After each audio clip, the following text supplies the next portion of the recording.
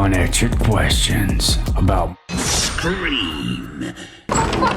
Number 1. Where the fuck are the parents in Woodsboro? And Number 2. how did this friend group not know that Amber lived in Stu Macher's house? This always starts as a joke, but 5 films in, this is getting serious. This isn't funny anymore. Why are the parents of Woodsboro non-existent?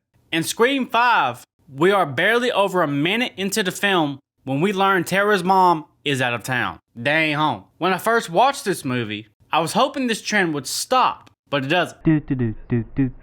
Move, bitch! It actually gets worse. Take in mind, this is just a little bit of a rant. I don't dislike the movie. I don't love the movie, but I don't dislike it either. I think it's kind of... To me, this is the equivalent to when I covered Nightmare on Elm Street 5. 5 films in, and them teenagers didn't know who Freddy Krueger was. Freddy Krueger, who murdered 30 kids right here on Elm Street. Despite their classmates getting butchered last year and having public outcries about Freddy Krueger. Or when I covered Friday the 13th Part 8, Jason Takes Manhattan. When those 2 lovebirds are on the boat at Camp Crystal Lake trying to get some 8 films in, and that chick still doesn't know who Jason Voorhees is, despite there being 7 films worth of massacres that occurred there. Scream's deadliest sin is the parents. In Scream 1, Casey's parents weren't home. Casey and her boyfriend got gutted like a fish. Sydney's dad wasn't home. He was going on a business trip, but that's different. He got kidnapped. He was part of the finale plan, so I'll give that one a pass. Scream 2 and Scream 3, my parents weren't home. They never came back. In Scream 4, Kirby said her parents are gone for the weekend. Surely they heard the news about Jenny and Marnie being brutally murdered and immediately came home to be with their daughter, you know, just in case. Especially when they know it's always somebody in the friend group. Olivia's parents weren't home. I mean, goddamn. The town of Woodsboro is becoming children of the corn. And here comes Scream 5, which says, hold my beer. Even if we excuse Tara's mom not being home. After being viciously stabbed and despite her mom being stuck at a conference in London. Where's Mom? She's stuck at a conference in London. She called me earlier. It's a 10 to 12 hour flight from London to California. There's a minimum of 3 days that pass. 3 days! And Tara's parents still doesn't show up, despite her facing death not once, not twice, but 3 times. Alrighty then. And then there's Act 3, the finale, where Amber's parents aren't home. Why? So you're telling me, after Tara got attacked, Sam got attacked, Vince got killed, Judy got killed, Wes got killed, Deputy got killed, Tara got attacked again, Dewey got killed, but no. Let's let our daughter Amber have a party on the 25th anniversary of the Woodsboro murders with half the town there. Woo! Speaking of Amber. Who's Stu Macher? Who is Stu Macher? Bitch, did you just blow in from Stupid Town? And when Dewey explains who Stu Macher is, they're all like, oh my god. Oh my god. Now this is the part that pisses me off. Liv states she doesn't know who Stu Macher is. Yet she claims to be a fan of the Stab movies. Remember the Stab movie that came out last year? You know, I actually really liked that one. They are watching a documentary about Billy Loomis and the events of 1996 with the original Woodsboro murders. So after 3 entire days of their friends getting killed, other people getting killed, after learning about Stu Macher, despite how famous the original Woodsboro murders are, you know, like making Hollywood blockbuster movies of them, not 1, not 2, not 3, not 4, not 5, not 6, not 7, but 8 different movies. And what's even crazier in this film is Mindy, which is supposed to be the new Randy because they share lineage. You know, the new expert, who after, despite 3 days of killings, the entire friend group being suspicious of each other that one of them might be the killer. Tara said she fought back hard. We've got bruises. It's from football practice. Motive. If I can't have her, no one can. We all know you have a crush on Tara. Do they know who did this? Someone in a fucking ghost face mask. The first victim always has a friend group that the killer is a part of. One of us is the killer. How do you know I'm not the killer? She plays just as dumb as the other characters. So the entire friend group doesn't know who to trust. There's a killer or killers still on the loose after a 3-day killing binge. Let's have a fucking party at Amber's house. which is the original murder location, and Amber totally doesn't know who Stu Macher is. Mindy, you're watching Stab. You are in the same location your uncle got shot and nearly killed in. Mindy was accusing everybody of being the killer, left and right, but never suspected the one person in the friend group who now owns the original murder house, who wants to have a party on the 25th anniversary of the Woodsboro killings when there's a killer still on the loose. Even if Mindy did know that this was Stu Macher's house and that Amber lived there, that makes it so much worse. That means she's willingly being this dumb. And let's talk about Sam for a moment. They're all watching a Stab documentary about Billy Loomis and the events, including Sam when she does her big reveal that she's Billy Loomis's daughter. Jesus horse crack, man, this is ridiculous. Even Sam is teaching Richie about the Stab movies. You've never seen Stab. Most of the Stab movies are based on things that happened here. A guy named Billy Loomis and his friend carved up a bunch of high school kids. And yet even she doesn't realize that this Hollywood famous house in California that she, Tara, and Richie are going to is Stu Macher's fucking house. A lot of people debate that the film purposely doesn't mention Stu Macher's house because that was supposed to be the big twist, the big reveal. But they show the house in the damn trailer. How can it be a big twist if the house is in the trailer? So these kids went to the original murder house that one of their friends owned to have a party with the friends who they don't trust that might be the killer, while the killer is still on the loose. Their friends are dead. A legacy character is dead. And they're just like, let's watch Stab at Stu Macher's house on the 25th anniversary of the original murders. What's the worst thing that's gonna happen? The killer's not gonna show up here. I mean, how stupid can you fucking be? A goldfish could figure this out. You know, if you're gonna act this gullible, maybe you deserve this shit. This is as dumb as it gets. You live in Woodsboro and you don't know Stab? Here's logic. Number 3! Why didn't we ever learn about Amber's family? And Number 4. why did the next film explore Richie's family instead? Jumping ahead just a little bit, and I won't dive into Richie's background and all of that. That's for the next video. I often hear about secondary killers not being fleshed out in these films. Scream 6 goes more in depth about him and his family, his obsession with the Stab series. But I would debate that in this film, Amber did most of the legwork. Not that it really matters which one was in control or superior if they're equal. I can see it from both sides of the fence. But I still believe that Amber's family should have been explored, not Richie's, in terms of the next movie. Her family lived in Stu Macher's house. She found Richie on the Stab subreddit where he groomed her, as a minor, to set their plan in motion. She killed one of the legacy characters, Dewey, which is huge. She kills Vince outside the bar, which is a relative of Stu Macher. That's also pretty huge. So even if Richie was the mastermind, Amber's actions and killings are far too important and pack way more of a punch just to forget about it. So why do we hear absolutely nothing about her in the next film or her family? It'd make more sense to me that Amber's family should have been the reveals in 6, not Richie's. But again, it is what it is, and Scream 6 is what it is. We'll talk about that in the next video, about Richie. You know, since Sam didn't recognize any of Richie's family, despite probably seeing them in person, or their faces on the news, or just do a quick Google search of your boyfriend of 6 months who tried to kill you. You could have just avoided Scream 6 altogether if you just did a little bit of research about your boyfriend's immediate family. But you know what? Toodle-doo! Scream, mother.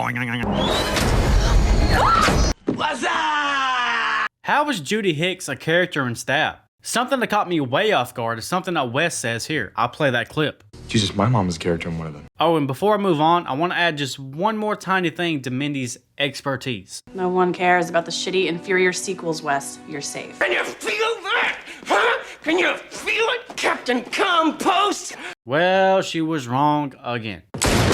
The reason this is mind-boggling to me because something just doesn't add up here. It doesn't make sense. I'm working on a separate Stab video where I cover everything in the Stab franchise by itself. So discussing this right here will put a leg up for me anyway. But in Scream 4, that the first 3 Stab movies were based off Scream 1, 2, and 3. The first 3, the original trilogy, is based off of Sidney Prescott. Of Sydney's real life story. And after that, they couldn't use Sydney's story anymore because she threatened to sue. But then she threatened to sue them if they used her story, so then they just started making stuff up. Fast forward to the opening of Scream 5 here. Ghostface says that Sidney is in every film except for the last one. Sidney's in every movie but the last one. So they can't use Sidney's real life story, but they can use her likeness and name? That in itself doesn't make sense to me, but I mean, welcome to Hollywood. And in Scream 4, Stab 1 through 7 has already been made. So Judy couldn't have been in those because those 7 films take place before the events of Scream 4 in 2011. So the only other option is the Stab reboot, aka Stab 8. But that's a reboot of the franchise that has nothing to do with the previous murders,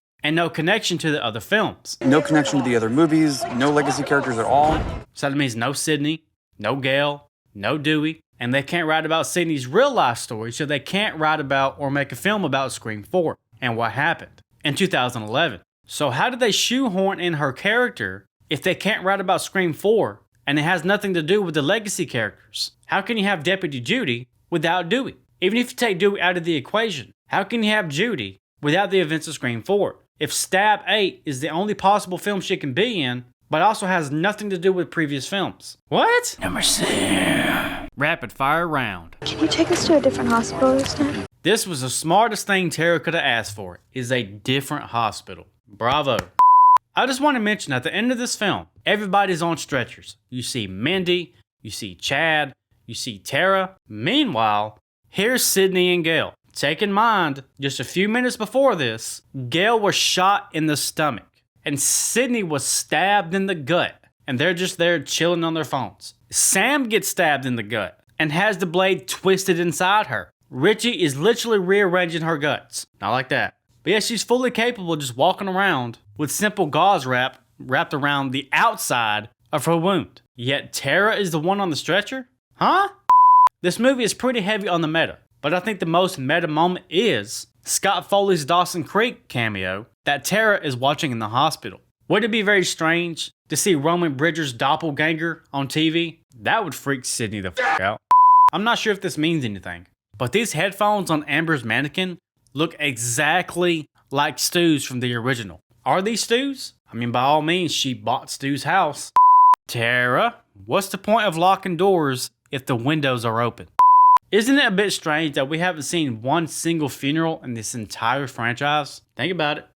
Why is this hospital just fucking deserted? This is one cliche I hate in horror. People defend Halloween 2, 1981, okay, sure. People defend Scream 4, okay, sure. But Scream 5 is where I draw the line. I get that Tara was moved to a private floor. But that private floor, we do not see one nurse, one doctor, one orderly, one maintenance man, a receptionist, another patient, a fucking janitor. There's not even a maintenance crew that comes down there to check the power. Do you know how much of a problem it is if an entire floor, if not the entire hospital, is without power? People's probably gonna die. What about the people in ICU? What about the people in surgery? Does the private floor mean that nobody checks Tara's vitals, gives her breakfast, lunch, dinner, her medication?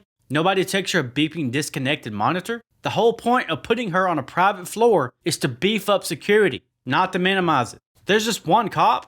What's this cop gonna do if she flatlines? Without power. This is the most unrealistic use of a hospital in cinematic history.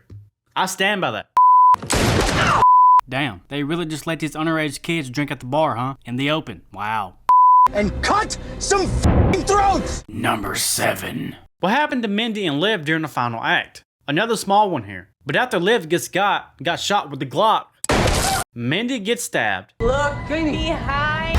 She's hunched over by the TV unconscious. Where did they go? During the fight between Tara, Amber, Richie, Sam, Sidney, and Gail, during the living room scenes, they're nowhere to be found. Their bodies just disappeared. I had to double take and rewatch this at 0.25 speed because I thought I was losing my marbles. But sure enough, there's crystal clear images of the places they should be. Mindy is no longer against the TV. I guess somehow she could have been smart enough to crawl away and let everybody else kind of do their thing, which would be a genius move. But I know damn well Liv ain't going anywhere. So how can we explain these two just vaporizing? Number 8. How was framing Sam ever going to work? It wasn't. For the sake of redundancy, I'm not going to go into the whole motive of Amber and Richie. They was upset that the Stab movies were dog shit, that the franchise tanked, and they wanted to save the franchise. Because that's how you make a great Stab movie, Sam. Based on actual events. How was this ever gonna work? Even if we look at this from just a franchise point of view, they was never gonna make a stab movie about what happened there, about what they did. They legally can't. Being stab fanatics, they should have known this. Sydney and her real life events cannot be used, and the franchise has already been rebooted without Sydney and all of the legacy characters. Hollywood has moved on. If we get to the physical evidence side of things, framing Sam never would have worked. Sweetie, you're not the hero.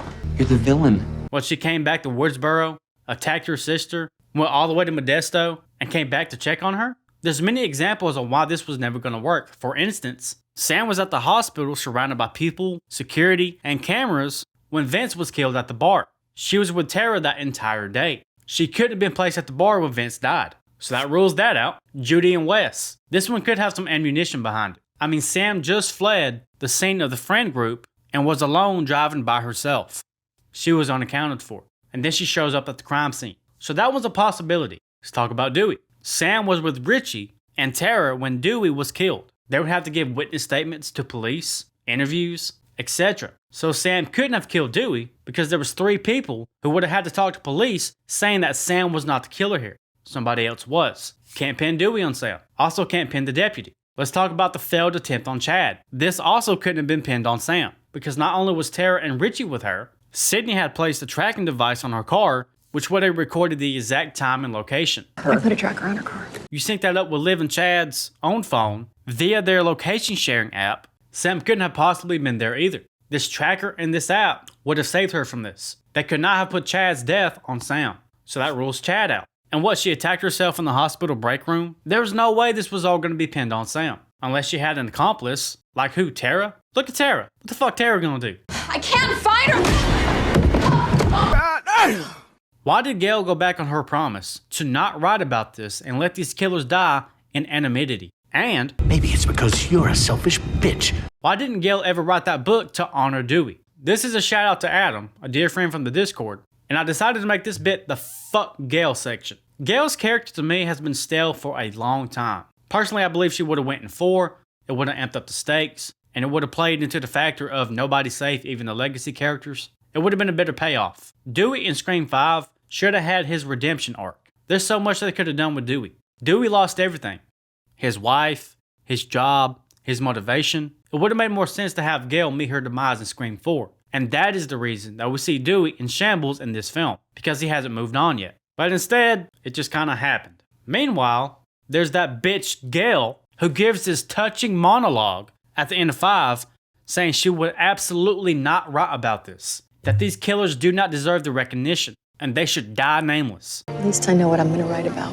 Not this. Those fuckers can die in anonymity. And that she will honor Dewey about writing a book about this brave man. Maybe something about a good man who used to be the sheriff here once. I'd like to read that story. And you know where this goes? Absolutely fucking nowhere. She writes that damn book anyway about the murders. I mean, Dewey loved that woman, but that woman mistreated him while he was alive and even after he died. She just wants the fame no matter what. That is her end goal. And people say that Jill as a Ghostface was silly for wanting fame, but no one in this franchise owns that MO more than Gail fucking Weathers. I'm still mad that she done this. I mean, seriously, after everything they've been through, she writes the book anyway. You said you wouldn't write a book about what happened, and then you wrote a book about what happened. She even tries to sell the rights to her book to make another movie about it, and she got rejected, rightfully so. I heard you couldn't sell the movie rights. But Gail takes this low blow even further and slanders the name of Sam. Called me unstable and a born killer.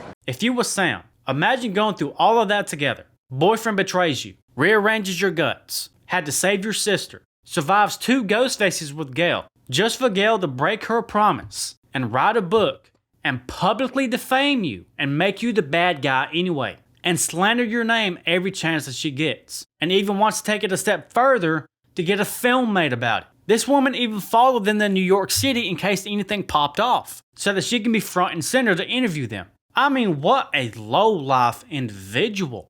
Gail is worse than Ghostface at this point. I mean, Tara said it best in Scream 6. Or maybe you're just afraid that without Ghostface in your life, you're gonna fade away.